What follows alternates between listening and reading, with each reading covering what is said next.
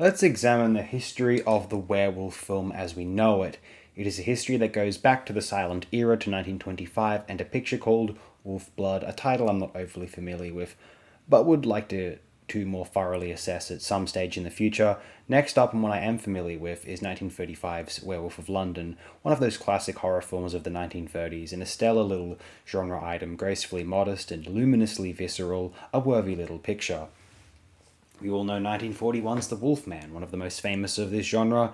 For now, I'd like to jump ahead to the 50s in a film called The Werewolf from 56, directed by Mr. Fred F. Sears of Earth vs. the Flying Saucers, and also The Giant Claw. Look that up if you're still unfamiliar. The Werewolf is not half bad, so I feel, and going then to 1960, we have the Mexican title, The House of Terror, which I remember being a fun watch, considering everything that it endearingly is. 1961's A Werewolf in a Girl's Dormitory has its notable merits, and isn't a towering major genre classic, although I do like it in a respect. Fisher's Curse of the Werewolf is a masterpiece of the medium on the whole. Face of the Screaming Werewolf from 1964 is another entry from Mexico, as is 1965's La Loba, the latter fairly capable for what it is. If we count 1965's Dr. Terror's House of Horrors, that is certainly a juicy genre hit. I like a bit of Mad Monster Party, and then into Frankenstein's Bloody Terror of 1968. This kicks off a long sequence of films featuring actor Paul Naschy as a werewolf, with the slipperiest non-existent canon of perhaps any film series for any kind of film too. 69's Blood of Dracula's Castle will get a mention now, 70's Assignment Terror of the just mentioned Naschy flicks. That same year's the Ensign Woods I'd really like to get to know more. Then 71's Werewolves on Wheels is a lavish cinematic accomplishment. More Naschy in 71's Werewolf vs. the Vampire Woman, and then 72's Fury of the Wolfman. Jesus Franco then directs 72's Dracula Prisoner of Frankenstein, which isn't one of those films, but either might be or just may as well be. The Rats Are Coming, The Werewolves Are Here by Andy Milligan. That one is worth a peek at. Dr. Jekyll and the Werewolf, Werewolf of Washington, classic obvious political satire number. The Boy Who Cried Werewolf, directed by Mr. Nathan Duran, a not half bad picture, this one. Paul Annette's The Beast Must Die, also quite oddly impressive a genre exercise. Scream of the Wolf from Dan Curtis for Naschy Spin. Werewolf vs. the Yeti, Freddie Francis's underrated and quite commendable, and Peter Cushing starring. Curse of the Werewolf from 75. I'd love to watch that same year's Werewolf of Woodstock. And like aspects of the Nazarene Cross and the Werewolf, Legend of the Wolf Woman, and Death Moon, and would like to see more of 79's Wolfman.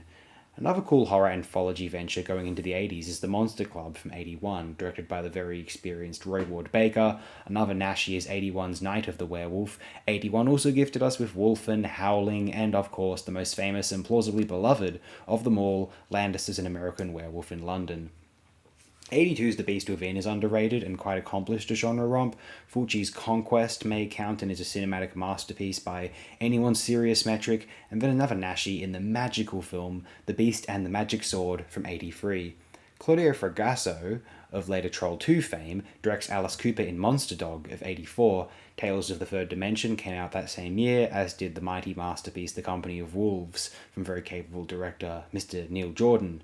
Howling 2 was 85, and Howling 3 was a bit later. The Marsupial classic, we have a trip watching that one, I'll tell you that. And this uploads Subject Silver Bullet, which we'll discuss further once we're over this little spin through this genre's decade-spanning being.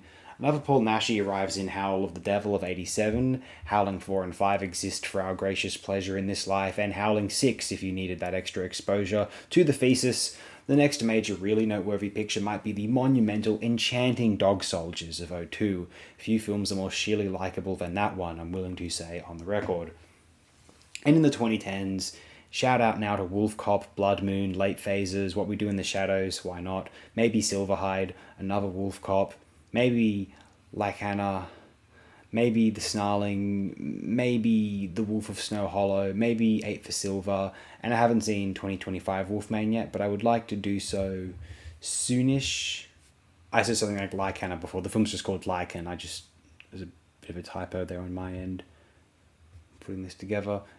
Anyway, that's my brief, relatively history of this horror genre or subgenre. Now onto the 85 work Silver Bullet, a very commendable werewolf picture, very ably directed for what it is. Stephen King adapted this screenplay from his own text, and actually quite well, maybe even very well, considerately plotted, full of visceral, impactful images, memorable performances from Gary Busey and Everett McGill. That dream sequence is a cherished moment, or it ought to be, in this medium's blessed history, unquestionably. A Lawrence Tierney appearance, who I've loved since viewing Reservoir Dogs as a 14-year-old, and really loved since viewing that short documentary on the DVD. You can find that on YouTube. It is titled One Big Teddy Bear. And then checking out some of his older films like 1945's Dillinger, a stirring little picture, Wise's 46 picture Born to Kill, the amazing Felix Feist classic The Devil Thumbs a Ride, plausibly Tierney's finest hour, and 51's The Hoodlum. He is perhaps best known for portraying Elaine's father in a season 2 episode of Seinfeld, and people love that character, and if you wonder why such a supposed fan favourite never returned, go watch the aforementioned short documentary, and you'll learn what Tierney was like to work with. Stephen King has many laudatory film adaptations of his work to brag about, possibly more impressive than his texts themselves. Between Carrie, Salem's Lot, Shining, Dead Zone, somewhat Cujo, this film, somewhat Cat's Eye, Stand By Me, somewhat Running Man, Misery, and not The Shawshank Redemption, in the 20th century alone, few authors can boast of a richer set of film adaptations from their literature. I have to say though, King's demonization of a Christian figure, so now typical of his works, is not necessarily profane so much as vacuous and predictable, going after the church institutions at a time when it was safer to do so, compared with the previous decades or the 1950s and earlier, is just the stuff of tabloid controversy rather than any actual career-ending controversy. Silver Bullet was the sole theatrical feature of its director, Daniel Attias, who did a great job and is better known for having directed television for the remainder of his career and having worked really consistently at that, and most impressively among his numerous television credits are 3 episodes of It's Always Sunny in Philadelphia's first season and 9 out of its second season's 10 episodes, as well as some stuff from its 9th season as well, I was reading. I would have loved to have seen Attias direct another feature. The work in this film is quite good, I feel, but I suppose one must shrug their shoulders, lift their hands, and agree that, at the end of the day, paid work is and always has been paid work. I'm unsure if I have anything else I want to share considering this one. I believe it is a tad underrated, a worthy entry of the werewolf genre, of Stephen King's cinematic adaptations, and of the 80s horror films where kids went up against a supernatural or alien entity. This is a little bit Fright Night, which is a magical film, I would personally assert. Go check it out if it sounds interesting. I'm not convinced that it will disappoint. It's rather impressive stuff. I will confidently claim that here.